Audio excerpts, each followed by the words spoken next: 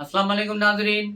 मैं अब्दुल जवाद सुमरो हाज़िर हूँ आपके programme behind the news with Abdul Jawad Soomro के साथ। तो शुरू करते हैं आज की खबरें। आज की सबसे बड़ी खबर यही है कि जो पीटीआई की मखसूस नशस्तें थी 71 या 70 के करीब कौमी और सूबाई असम्बलियों में, आज बाकायदा उसका नोटिफिकेशन निकाल लिया गया है। और सिंध में, पंजाब में, बलूचिस्तान में, केपी में और कौमी असम्बली में उन सारी नशस्तों की जो है मुख्तलिफ जमायतों के अंदर तकसीम कर दी गई है।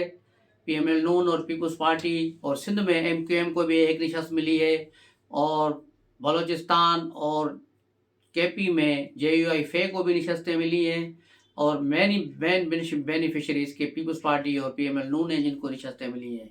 उसके बाद सदारती महम अपने इंतहा को है। आज इलेक्शन कमीशन ने हतमी उम्मीदवारों की फहरस्त जारी की है, जिसमें आसिफ अली जरदारी और महमूद खान अचकजई की 1-1 जो है इलेक्शन होगी। बाकी दीगर 5 जो उम्मीदवार थे सदारती, उनकी दरखास्तें मुस्तरद की गई हैं, क्योंकि उनका कोई न तजवीज़ कुनंदा था न तायद कुनंदा था। इस तरह अब सिर्फ 2 उम्मीदवार रह गए हैं। पीटीआई ने महमूद खान अचकजई का पता लगाकर कोशिश की है कि जमात इस्लामी और दीगर जमातें, जो छोटी जमातें हैं, उनकी सपोर्ट करें, लेकिन अभी तक इन्हें कोई कामयाबी हासिल नहीं हुई है।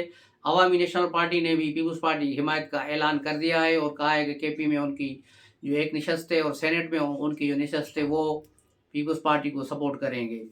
उसके अलावा पीपल्स पार्टी के एक आला सतही वफद, जिसकी सरबराही सैयद जुसरोजा गिलानी कर रहे थे, जिसमें खुर्शीद शाह जो है और दीगर अफराद शामिल हैं, पार्टी के सीनियर अरकान, उन्होंने बाप पार्टी से मुलाकात की, उन्होंने फिर एमक्यूएम से भी मुलाकात की है।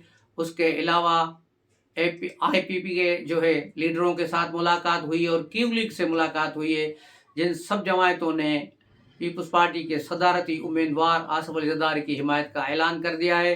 और अब पीपल्स पार्टी के ज़राए ने अब ऐलान कर दिया है कि पीपल्स पार्टी को 345 उम्मीदवारों की हिमायत हासिल हो गई है। जो नंबर सदारती इलेक्शन के लिए कामयाबी के लिए चाहिए, वो पीपल्स पार्टी ने अचीव कर लिया है। ये एक बहुत बड़ी खबर है।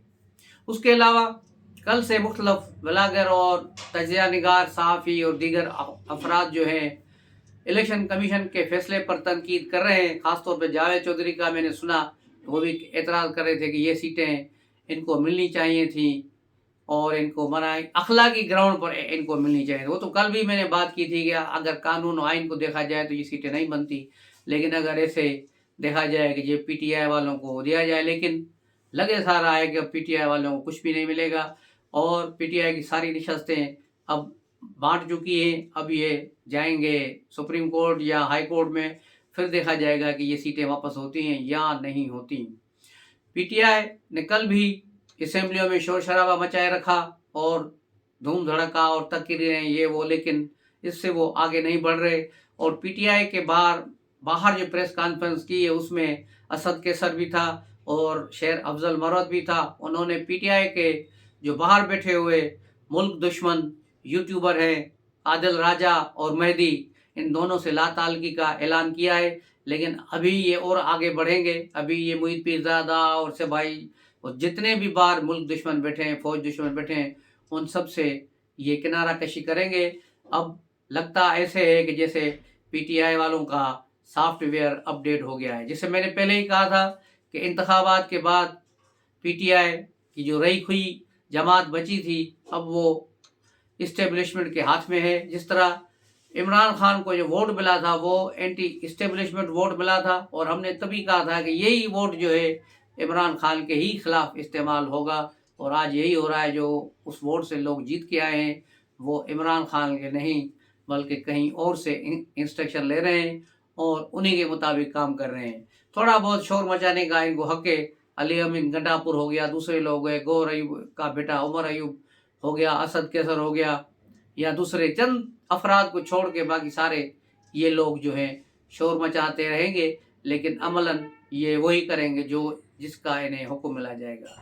ये उस स्क्रिप्ट से एक सेकंड के लिए भी बाहर नहीं जाएंगे जो स्क्रिप्ट इनके लिए बनाया गया है।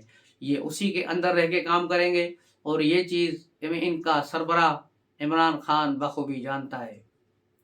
تو یہ ہے صورتحال. آج علی امین گنڈاپور اڈیالہ جیل گئے ہیں عمران خان سے ملنے تاکہ وہ صوبائی وزراء کی لسٹ کو فائنل کریں اور وہاں سے وہ فائنل کرانے کے بعد پشاور جائیں گے اور اس کا اناؤنس کریں گے. تو جب تک یہ بلاگ ہو رہا تھا تو ان کی ملاقات جاری تھی اور وہاں سے یہ چیز باہر نہیں آئی. دوسری طرف وزیر اعظم شہباز شریف نے حلف اٹھاتے ہی IMF کے ساتھ مذاکرات کے لیے کمر باندھ لی ہے اور اپنی ٹیم کو تیاریاں شروع کرنے کو کہہ دیا ہے اور جلد ہی IMF کے وفد کے ساتھ ملیں گے. عمران خان نے جس نے پوری دنیا میں لیٹرز لکھ لکھ کے ساری دنیا کو کہا کہ کوئی بھی حکومت پاکستان کی حمایت نہ کرے، پاکستان میں یہ ہو گیا ہے، بڑا ہو گیا، لیکن ایسا کچھ بھی نہیں ہوا. سب سے پہلے چائنا نے پاکستان کی نئی گورنمنٹ کی حمایت کی، انہیں مبارکباد دی. اس کے بعد ایران، پھر سعودی عرب، پھر یورپی یونین، پھر اقوام متحدہ، امریکن پہلے سفیر نے یہاں سے بیان دیا اور پھر آج امریکن وائٹ ہاؤس سے اس کے اسپوک مین پرسن نے بھی اناؤنس کر دیا کہ وہ پاکستان کی نئی گورنمنٹ کے ساتھ کام کریں گے اور ان کے ساتھ اچھے تعلقات رکھیں گے. تو اس سے عمران خان اور اس کی جو باہر بیٹھی ہوئی ٹیم ہے، خصوصاً جو ہے USA چیپٹر جو ان کا ہے PTI کا، اور انہوں نے جو لابنگ فرمیں وہاں ہائر کی ہوئی ہیں پاکستان کے خلاف، وہ سب کے سب ناکام ہو گئے ہیں. اور امید ہے آئندہ بھی ان کو ذلت اٹھانی پڑے گی کہ یہ ملک دشمن یہ لوگ کبھی کامیاب نہ ہوں. تو یہ تھی آج کی صورتحال جو عمران خان کے حوالے سے، عمران خان کے کیسز کے حوالے سے بھی کیسز چل رہے ہیں. دوسری طرف جو DC اسلام آباد کا توہین عدالت کا کیس ہے وہ اسلام آباد ہائی کورٹ میں تھا، لیکن ایک جج نے اس کیس کو سننے سے معذرت کر لی ہے، جس سے اندازہ لگتا ہے کہ وہ جج یقیناً بابر ستار کے ساتھ اپنی دوستی نبھانا چاہتا ہے اور نہیں چاہتا کہ وہ اس کیس میں کوئی ایسا فیصلہ دے جس سے ان کا پیٹی بھائی بابر ستار ناراض ہو جائے. تو یہ صورتحال ہے ججوں کی کہ ایک سرکاری آفیسر کو توہین عدالت کیس میں پھنسا کر اب اس کو پریشان کیا جا رہا ہے، اس کیس کو لمبا کرنے کی کوشش کی جا رہی ہے.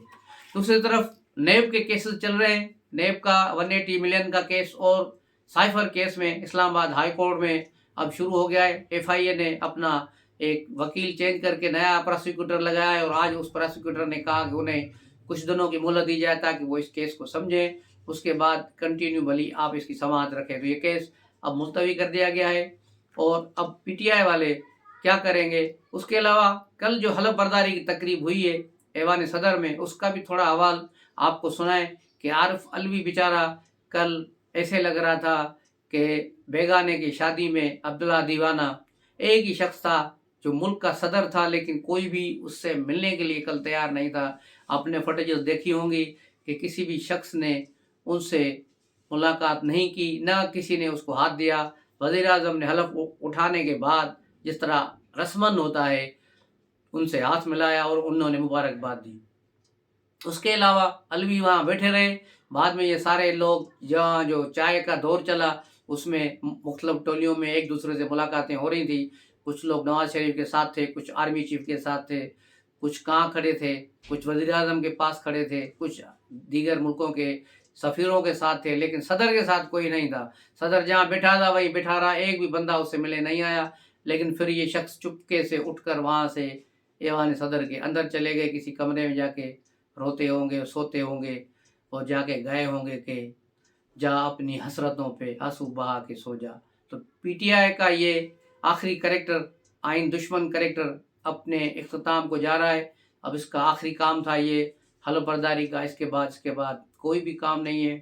اب یہ 9 تاریخ تک بیٹھا رہے گا، اس کے بعد اس کو اٹھا کر باہر پھینک دیں گے. اب اس کو الوداعی گارڈ آف آنر ملے گا یا نہیں ملے گا یہ اب دیکھنے کی چیز ہوگی. اس کے علاوہ آرمی چیف گرم جوشی کے ساتھ بلاول بھٹو سے ملے. یہ وہ تصویر سوشل میڈیا پر وائرل ہے کہ بلاول بھٹو نے ایک ہاتھ سے ان کو ہاتھ سے پکڑا ہوا ہے، لیکن آرمی چیف نے دونوں ہاتھ سے ان کا ہاتھ پکڑا ہوا ہے. تو یہ چیز بڑی وائرل ہے. اس کے علاوہ نواز شریف اور آصف زرداری ساتھ بیٹھے تھے. بعد میں نواز شریف نے آصف زرداری کے کاندھے پر ہاتھ رکھ کے کہا کہ میرے بھائی کی پارت ہو، اس کا خیال رکھنا ہے. تو آصف زرداری نے کہا کہ آپ بے فکر رہیں، یہ میرے بھی بھائی ہیں. تو یوں ہنسی مذاق میں یہ چیزیں چلی، لیکن بہت اچھا چیسٹر تھا कि आर्मी चीफ भी वहाँ पर मौजूद थे, दीगर मुल्कों के सफरा भी थे और सारी चीज़, और बड़े खुश असलूबी से ये मामला तय पा गए। पहले यही अंदाज़ा लगाया जा रहा था कि शायद अलवी इमरान खान के गम में सदर वज़ीर आज़म से हलफ न ले, जिस तरह शहबाज शरीफ से इसने पहले भी हलफ नहीं लिया था, लेकिन ऐसा नहीं हुआ और उन्होंने हलफ ले लिया। उसके अलावा एक अहम खबर यह है कि इलेक्शन कमीशन ने फार्म 45, फार्म 46 और फार्म 47 सब अपने वेबसाइट पर जारी कर दिए हैं।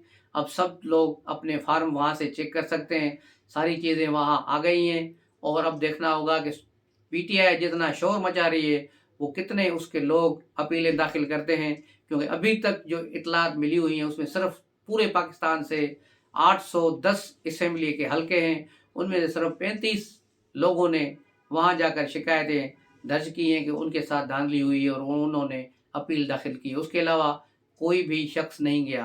तो ये है सूरत हाल इनकी। उसके अलावा कल भी एक चीफ जस्टिस काजी फायज ईसा की सरबराही में शहीद जुल्फ़िकार अली भुट्टो मर्डर केस जो है, जुडिशल मर्डर केस, उसका कल फाइनल कर दिया गया था और काजी साहब ने कल इसको फैसले को महफूज किया और कहा कि अदलिया अपनी राय बाद में देगी, फिलहाल इस केस को हम यहाँ वाइंड अप करते हैं। तो अब देखना होगा कि सुप्रीम कोर्ट शहीद जुल्फ़िकार अली भुट्टो के साथ इंसाफ करती है या फिर सबका सुप्रीम कोर्ट के फैसले को ही सही समझती है। ये चीज़ देखेंगे कि अदलिया अपने माथे पर लगे हुए इस कलंक को, इस दाग को मिटा सकती है या नहीं मिटा सकती। तो मिलते हैं अगले व्लॉग में, तब तक के लिए इजाज़त दीजिए। अस्सलाम वालेकुम।